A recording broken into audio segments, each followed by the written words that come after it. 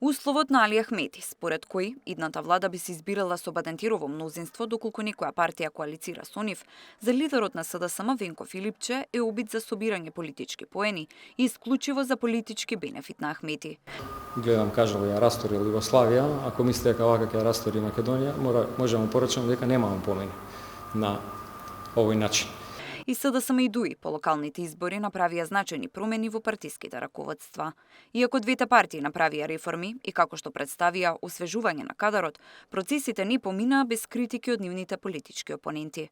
Филипче изрази уверување дека СДСМ на следните парламентарни избори ќе освои власта, оценувајќи дека партијата направила кадровски избори кои имаат капацитет да управуваат со државата.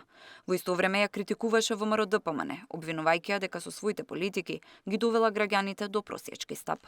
Кадрите што ја менаџираат во овој момент државата, граѓаните ги доведоа до просечки стап. Така тоа треба да име работата нив, не да се занимава со Социјалдемократскиот сојуз на Македонија.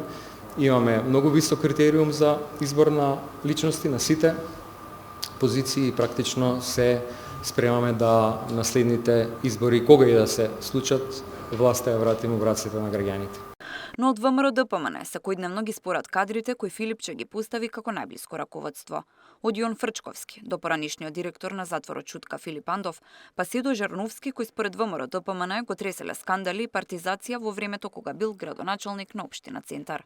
Новите сили на СДСМ се потрошени кадри кои додека биле на функционерски места изневериле довербата на граѓаните, велат од владеачката партија. Жерновски и Филипче се имиња кои се поврзуваат со СДС од транзицијата.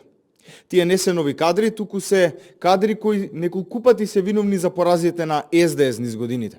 И по сите неуспешни обиди во политиката, од градоначалнички избори до дипломатски активности, се стави на располагање заедно со Филипче да биде најголемиот поборник на бугарските агенции и бугарските интереси во државата. Експертската јавност изминатиот период за реформите во двете опозициски партии коментираше дека наместо лидерски повлекувања и суштински промени, ротираа само староновите имиња на раководни позиции во партиите. Тамара Дичевска, Сител телевизија.